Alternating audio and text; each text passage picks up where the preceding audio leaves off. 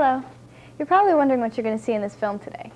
It's a different kind of film, a new home movie. We're using an approach that's a little bit more enhanced than the previous enhanced one, and a technique that's a little bit more abstract than the previous abstract one. But you'll enjoy it still, because it's freestyle. Now by freestyle, we don't mean we're not using a tripod. It just means we had fun. Not too much fun, just a little. Actually, it was a long, arduous task, and there was no recreation involved. Enough contradictions. Here's a film that deals with who you can and cannot trust. Now, I'm not going to brag, but let's just say that Steven Spielberg turned this film down. He thought it'd be too ambitious for him. So turn off your TV and turn on the new home movie.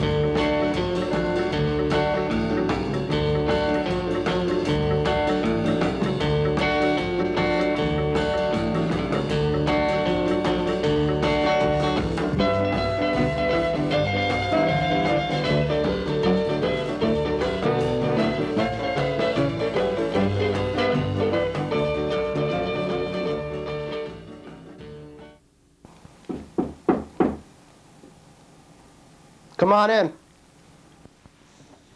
Hello, Mr. Walden? Yup, that's me. I'm Boris Long. I'm interested to see how you like my book so far. I'm not a reader, Mr. Long. I'm a publisher. Well, I would like to know if you're ready to publish it. No. I don't understand. You're not even going to look at it? Look, I can't give you a contract if this is all you got. What do you mean by that? Have you published anything before? No, this is my first book. Look, I got it on disc and everything. I don't even know if your work is good. You're not even curious? This could be a bestseller. I'm not interested in what you think. What if I read it to you? No. What if I read it to you and served coffee? No. How about cappuccino? No. Espresso? Look, man, I don't drink. Well, it's obvious that you won't even listen. That's the way it is. That's the way it is? What a thing to say. Yeah, and what's worse is he didn't even hear me out. No one said being a novelist was easy. I never said it was, but people can't judge me like that if they don't know anything about me or my work. I want to have a chance. I'm trying to get some attention. At least I'll get some satisfaction from that. You can't judge a book by its, well, you know. Those guys are not in the business to take time. Their world is fast and relentless. It's really no place for you. Craig, you can't tell me I'm not cut out for this. No, I did not say that. Yes, you did. It was implied. What was? What I said. Well, what did you say? That you're not cut out for that? But you didn't say that. No, I didn't. Why did you say you did? You said it. Who did? You. Me? No. What? You mean that? What? What you said I said. But you didn't. But you did. What? Say what I said. What did you say? I said what I said.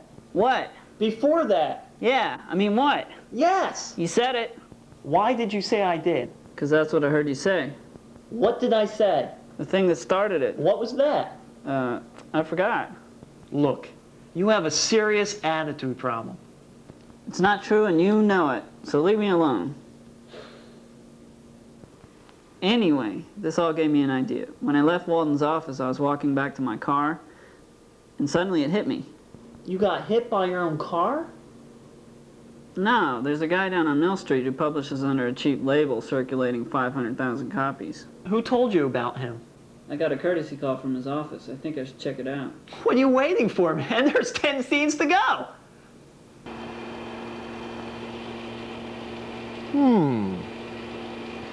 Mr. Porkenbuck. Yes, you must be Mr. Long. Have a seat. What can I do for you? I'd like you to tell me what you think of my novel. Let's hear it. Well, it's about a bunch of sailors who were shipwrecked on an island. Yeah? and they find a chest of buried treasure. Yeah. And then they fight over it to see who gets it. Yeah. What do you think? Too complex. You don't like it?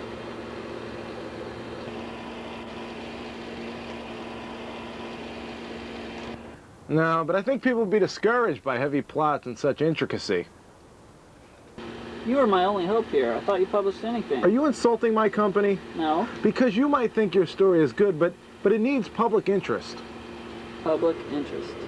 People have to relate to your work. Write something conventional and call me back.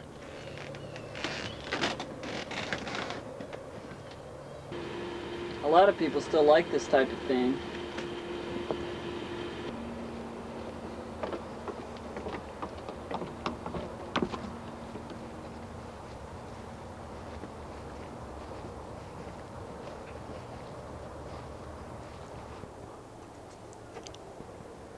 Mr. Porkenbuck. Who are you? I'm Bruno C.C. Morocco, film director. You may have seen some of my films. The Golden Frog, Frozen Amazon Sponge Cake, The Reincarnation of 16 Buffalo Hunters. No. Well, you just don't remember. Is there something you need from me? What I need? No. What we need. We can actually profit from something. I'm talking about a novel that is too stupid to be taken for what it is. Buried treasure, pirate ship. I see a mysterious forbidden island where secrets are hidden behind the real clues penetrated by men who seek to reveal the perils and the rewards of the high seas. You see what I'm seeing? I think I do, Mr. Morocco. Good. We'll talk about it later.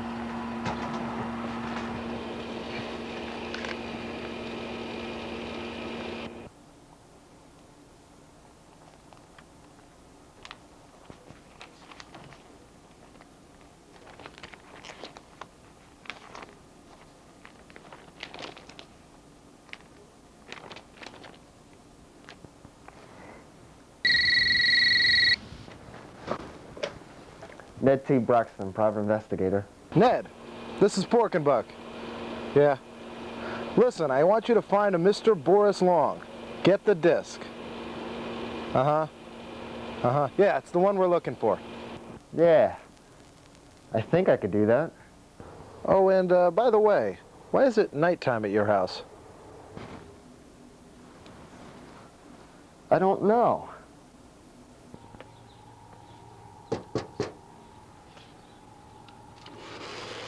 Yeah? Mr. Morocco? That's me. I'm private investigator Ned T. Braxton. I'm here investigating a crime surrounding stolen property. Yes? Do you know a man by the name of Boris Long? I know of him. I'd like to ask about the disc he has. Do you know anything about it? No, did he steal it from somebody? Not exactly. I can't go into details now. It's classified information, but I understand you have an interest in the matter. That's why I'd like to make a deal with you. Go on. If you should obtain the disc, you bring it to me, you get the rights, I get the disc, nobody will bother you, and it'll all be legal. I don't understand. It's just a novel. Not exactly. Well, if I find it, I'll let you know. Very well. Have a nice day. And don't tell anyone we spoke. Okay, well, it was nice talking to you, Mr. Braxton. Bruno, there's some author guy here to see you. Oh, really? Bring him in. Okay. Hello, Mr. Morocco. I'm Boris Long. Bruno's fine. Look, where did you want that diffusion gel? Over on the couch is fine. Okay. Nice studio. Yeah, what can I do for you? You want to talk some business? Well, I'm a novelist, and I'd like to have you check out my book. Great. Working on some projects right now, and a storyline would really help some of the things we're doing. Doing more than one? Well, my last one didn't get the right audience. It was too hot for cable, if you know what I mean. Wait a minute. You make pornographic movies? We like to think of them as mature episodes. Hey, I don't think your studio is right for my book. I'm sorry. Well, we can make alterations. What are you, a tailor? I prefer wardrobe attendant. No deal, Mr. Morocco. Bruno! Who was that guy? Oh, that was Boris. Didn't I just introduce you? I mean, what did he want? Ah, nothing. What did you do with that diffusion gel? It's on the couch. And my shot list? It's on the coffee table next to the Triscuits. And how should I do that intro? Well, I'd start with a wide zoom in on the subject with a soft blue lens, then shrug to the right for 2 seconds with a soft dissolve into the first scene. What would I do with A? Probably be a key grip.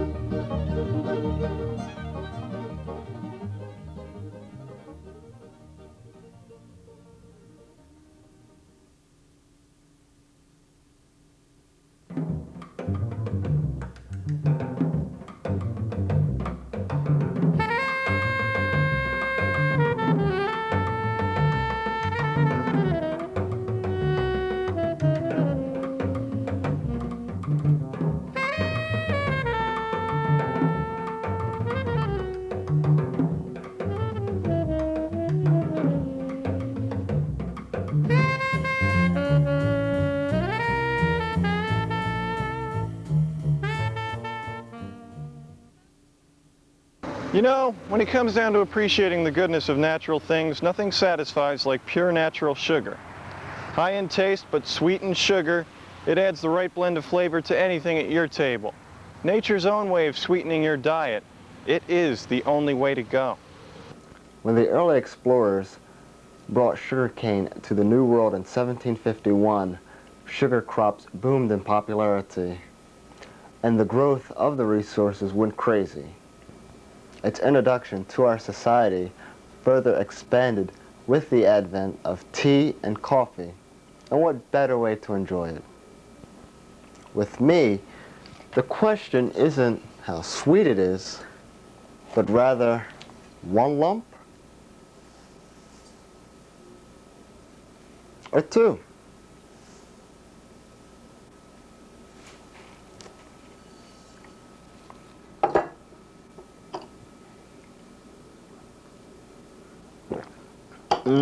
How sweet it is. The only way I can really enjoy my iced tea on a blistering summer day is with a good spoonful of pure sugar. Rough imitations persist. There's only one natural sweetener for me. I stir it up till I get just the right amount of sweetness to give my iced tea that extra kick.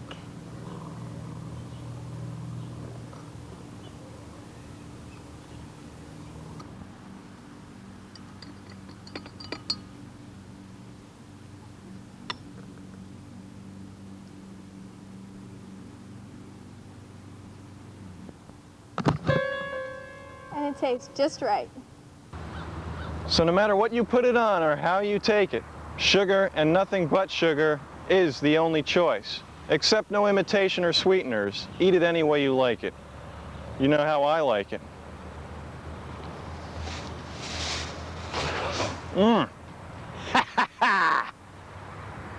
Paid for by the sugar growers of America. They call her sugar. Sugar never was so sweet. Well, I ain't no surprise. Oh, hey, excuse me, do you have the time? It's time to hand over the disc. You? I wouldn't trust it with a second-rate filmmaker weirdo. I'm not a filmmaker. I'm a cop. I wouldn't resist his plea if I were you. Are you threatening me? I'll use force if I have to. Do it, Pork and Buck. I'll give you one chance. Doesn't that hurt? I'm a RoboCop. Well, I'm FBI. Is that Robo FBI? No, just plain FBI, but I still have authority over you, Morocco. Now get out of my way. This disc contains information about a large, valuable cocaine stash hidden in a treasure chest by a famous Hollywood tycoon. All the plans are on this disc. But I thought the guy who says he's an author did it. Don't you get it? He's a real author. He apparently picked up the wrong disc when visiting a prospective publisher. You were right on the money when you singled him out, but he's not our man. Well, who does the disc belong to? I don't know yet, but I've got my best man working on it right now. All I need to do is check out the program, and he's ours. Cliff Walden? Oh, the publisher. I knew it. It's going to be kind of hard to track him down. We're going to have to do another stakeout. Bring in the SWAT team. We're going to need some bloodhounds. And we're also going to need nothing.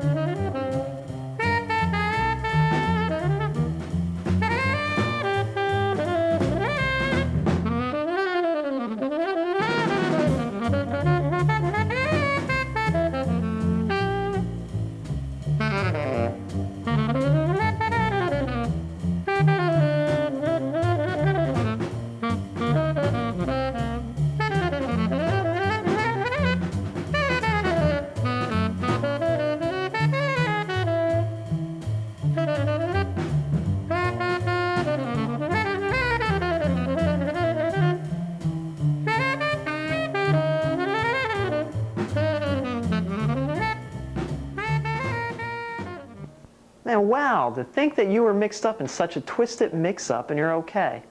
But now that you're a millionaire-to-be, I could turn this kitchen into a restaurant and reimburse you 50% of the profits. No need. I'll loan you whatever it takes and call it a donation. Who would have guessed that while your disc was with Walden, it would instantly become a bestseller? Not me. Well, so what's next, Boris? I think I'm going to look for the treasure. What treasure? The one I wrote about. It's real? Well, I don't know. It's worth looking for. I could go get the loot right now and let you start your restaurant business from scratch. No, I cannot do that. Why not? I won't stand for it.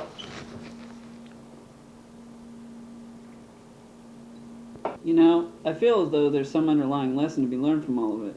Like we've interpreted a poetic riddle. Maybe this is all a way of finding out who we are and what existence is really all about. And maybe we've reached an existential goal for mankind and womankind. Maybe you've had too much to drink. Maybe. That's it. Hope you enjoyed it. We got a letter from Steven Spielberg the other day, and I think it's interesting, so I'm going to read it to you. Hey. Chris, what brings you to the set of New Home movie? Well, on behalf of Home Academy Awards and Stag Films, I'd like to present you this award for best use of gaffer's tape in a motion picture. I accept this award on behalf of the company. It's an honor, and I'd like to thank the Academy. But you do know that the film isn't even over yet, don't you? Come on, everybody knows that award ceremonies are fixed from the start. Well, we'd like to thank everyone for their help and work on this film. And everyone out there, thanks for doing that. Is that it? Yeah, I think so. Okay, let's get out of here. Okay.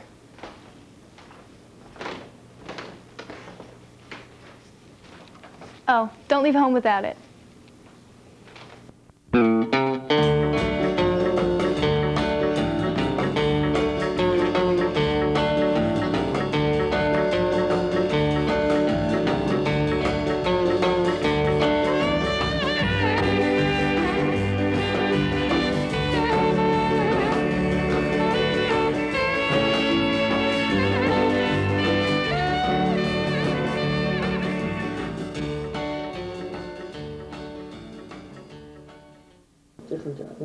One more time? What was your comment? No, just one more time. Oh, okay. Yeah.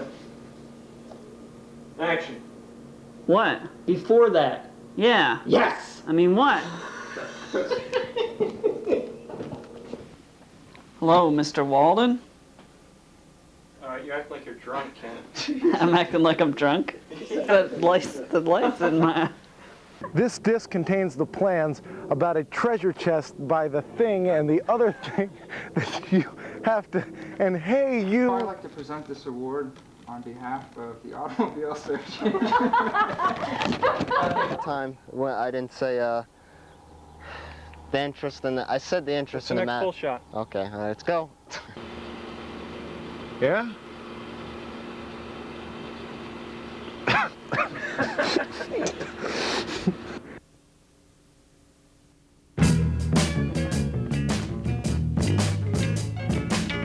Oh, the Motor City's burning. It ain't a thing in the world that I can do. Don't you know the Big B is burning? Ain't a thing in the world that Johnny can do.